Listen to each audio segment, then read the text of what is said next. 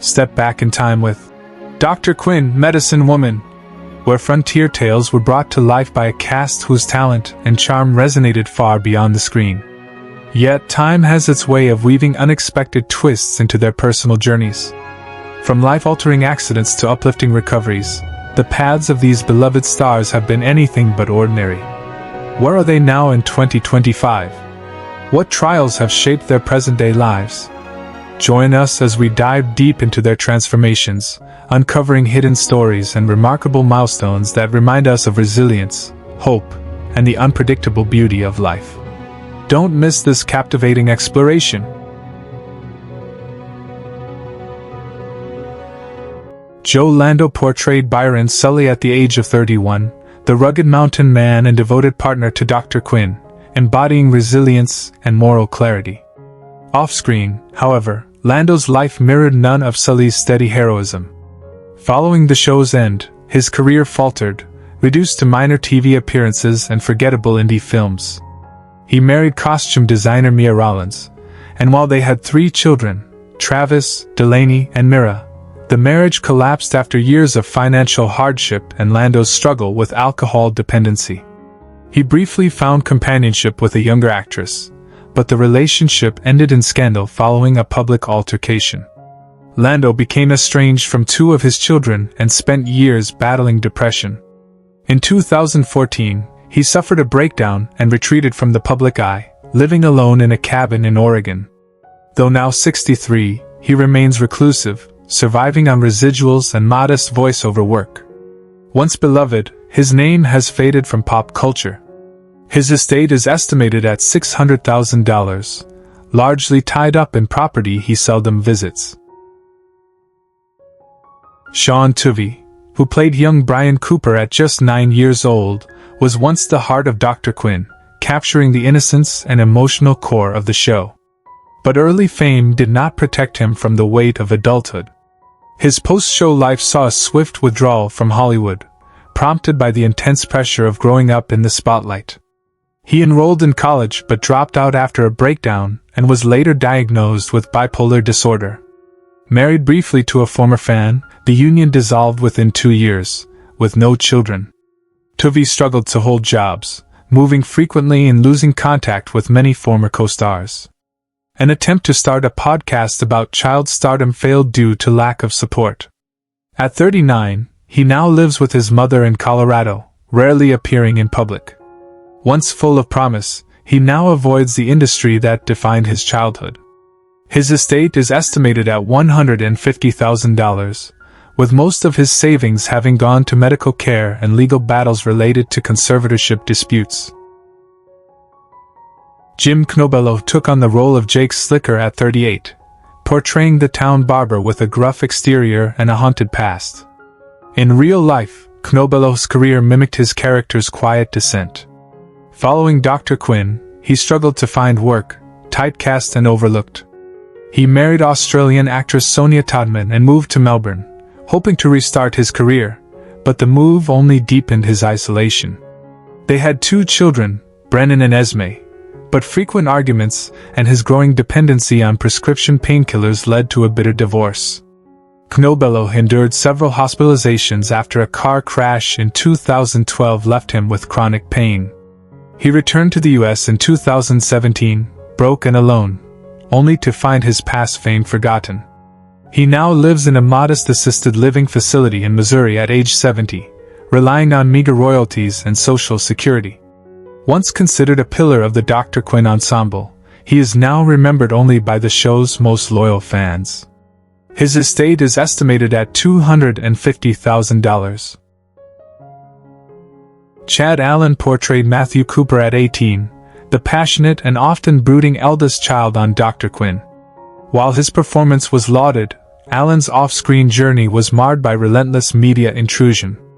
Outed as gay by a tabloid in 1996, his career took a hit in a Hollywood still hesitant to embrace openly queer actors. Though he later found minor success in indie films, opportunities dwindled.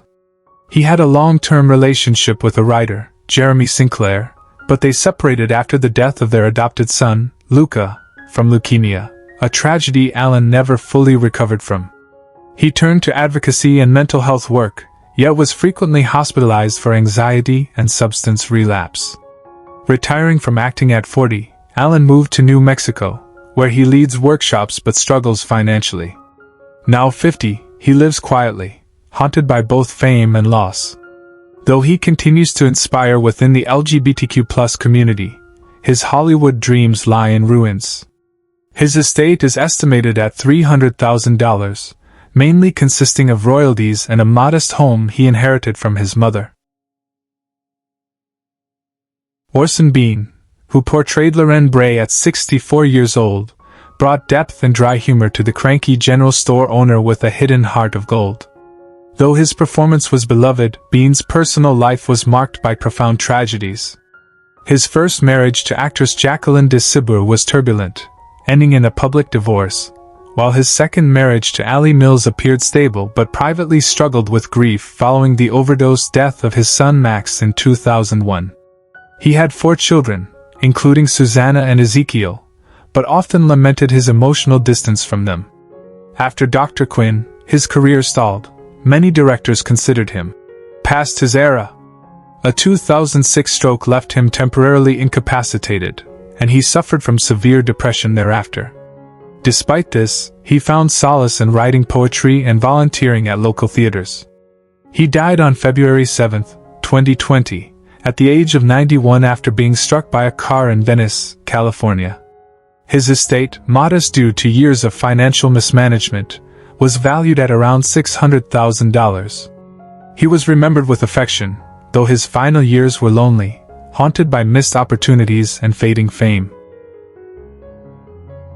Jane Seymour portrayed Dr. Michaela Quinn at 42, embodying the progressive Boston physician who faced frontier prejudice and personal challenges. The role brought her acclaim, but life beyond the screen was far less kind. Now 74, Seymour's romantic history is a tapestry of heartbreak. 4 failed marriages, including to director James Keach, with whom she had twin sons, John and Christopher. Infidelity rumors and financial disputes plagued the relationship. Her eldest child, Katie Flynn, has remained estranged since a bitter inheritance dispute in 2010. Post-Quinn, Seymour faced declining roles and suffered a mental health crisis after a failed Broadway comeback. A brief engagement to a much younger man ended in scandal and tabloid frenzy. Despite still working occasionally, Seymour now lives a reclusive life in Malibu, rarely seen in public. Her net worth is estimated at $8 million, yet she has admitted in interviews that wealth doesn't buy healing. Her legacy is cemented by Dr. Quinn, but her personal world remains shadowed by regrets and solitude. William Shockley brought Hank Lawson to life at 33 years old, portraying the slick, conflicted saloon owner with a blend of swagger and buried sadness. His real life mirrored the character's internal chaos.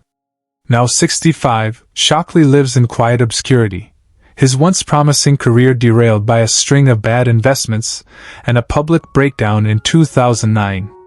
He married stuntwoman Rachel Miles in 1998, but their marriage was fraught with infidelity and ended in a bitter divorce in 2007. They had one son, Tyler, who has publicly criticized his father's absence. Following a DUI arrest and short stint in rehab, Shockley attempted a country music career that never materialized beyond dive bars. Alienated from most of his former co-stars, he now survives by coaching acting in small-town community centers and writing bleak memoirs that remain unpublished. His current net worth is estimated at just $150,000.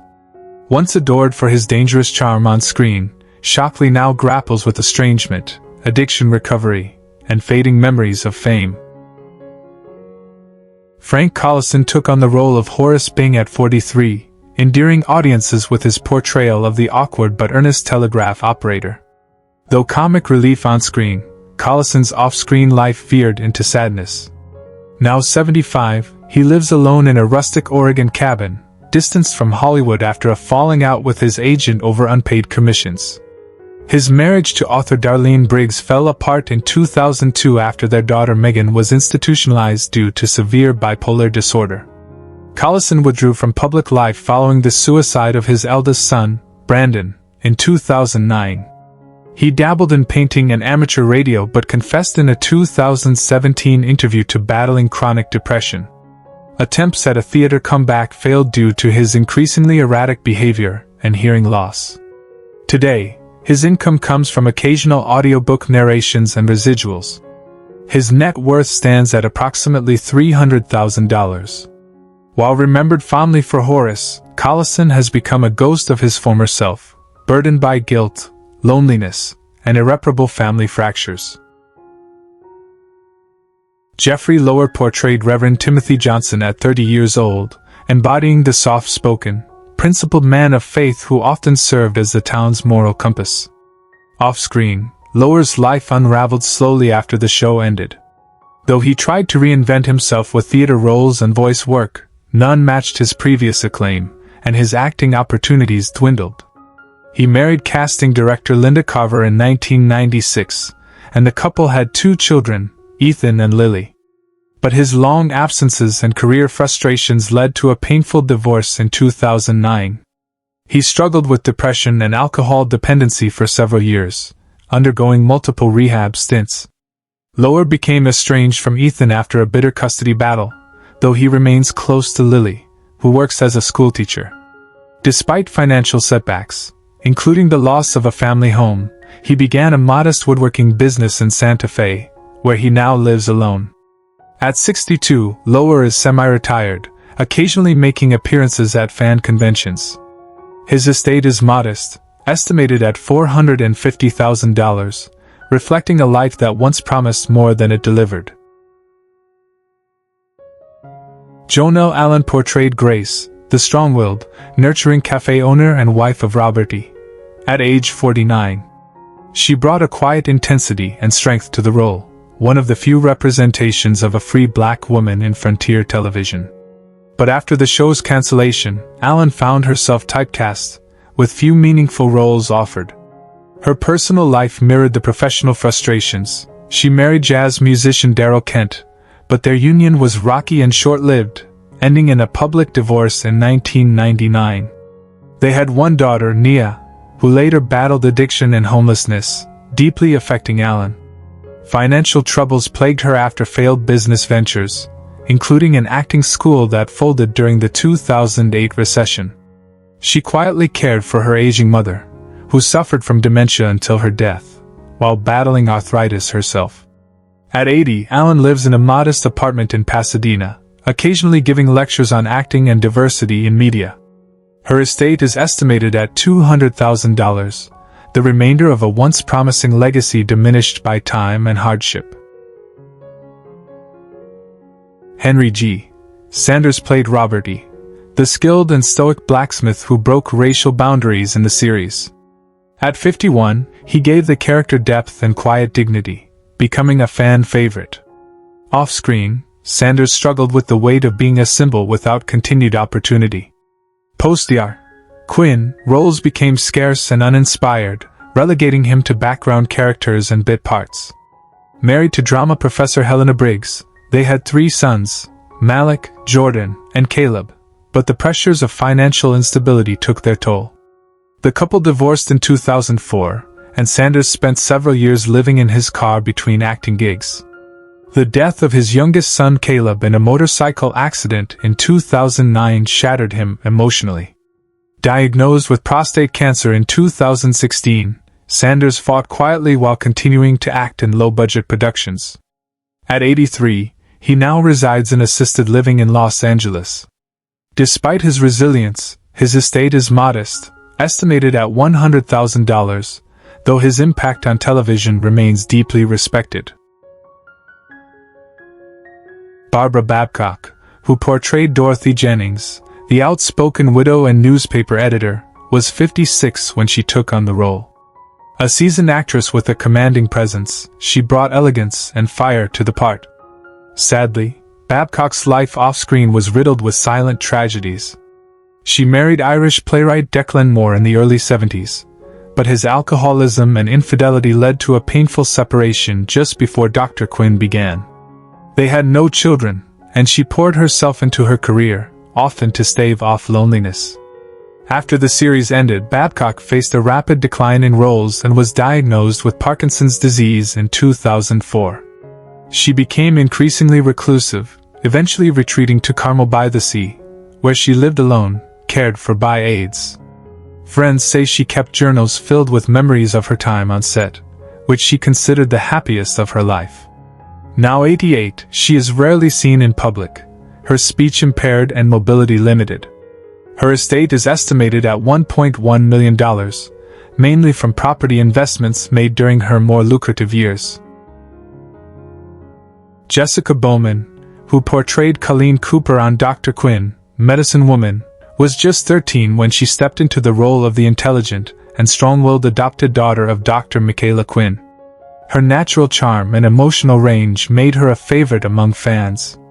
However, life after the series proved challenging. Bowman struggled to find roles that matched the depth of her earlier work, often being typecast or overlooked entirely. She married childhood friend Alex Porter in her early 20s, a union that ended in a quiet divorce after only 3 years. They had one son, Aiden, who now lives with his father following a contentious custody battle. Bowman's strained relationship with her parents and years of therapy hinted at a fractured home life, one marred by emotional distance and expectations she could never meet. She suffered from anxiety and reclusiveness in her 30s, leading her to leave Hollywood altogether. Now 43, she lives modestly in a small town in Oregon, rarely making public appearances. Her estimated estate stands at $250,000, mostly from residuals and early savings, and she survives off freelance graphic design and occasional fan conventions. Helene Udy, who played Myra Bing, the spirited saloon girl who strove for dignity and love, was 31 when she first appeared on Dr. Quinn. Her role resonated for its depth and complexity, but Udy's real life lacked such clarity. Though she remained involved in indie films and theater, Udy's career never soared beyond cult status. She married actor Felix Rowan in 1995, but the union dissolved after Felix publicly admitted to infidelity. Their daughter, Claire, born in 1998, battled severe depression, further destabilizing Udy's mental health. Helene faced 5 significant personal tragedies: her brother's suicide, bankruptcy in 2003, a house fire that destroyed her belongings, a miscarriage in 2005, and a car accident that left her with lasting back pain. Despite it all, she still performs in fringe theater and teaches acting workshops. Now 63, she lives alone in a modest Los Angeles apartment. Her estate is valued at approximately $80,000, and she survives primarily through teaching and Social Security benefits. Erica Flores, the original Colleen Cooper, was 12 when she brought a quiet intensity to the character that audiences embraced. However, her abrupt departure from the show hinted at deeper tensions.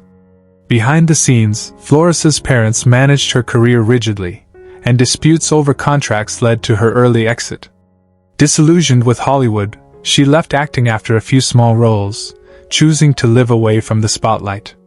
She married musician Jonah Leeds at 23, but their marriage faltered after the stillbirth of their first child, a tragedy neither recovered from. Divorced by 28, Erica never remarried and has no surviving children. She also became estranged from her parents and sibling after financial disputes involving her earnings as a child actor. Over the years, she battled depression and a prolonged eating disorder, spending much of her 30s in treatment centers. Now 42, Flores lives in a shared artist co-op in Santa Fe, producing pottery and writing under a pseudonym. Her estate is estimated at $70,000, with much of her income derived from local art fairs and disability support. Who is your favorite character from Dr. Quinn, Medicine Woman? How does it feel knowing that some of the actors are no longer with us? Share your thoughts in the comments below. If you enjoy this type of content, don't forget to like the video, subscribe to the channel, and hit the notification bell to stay updated on future uploads. Thank you for your support.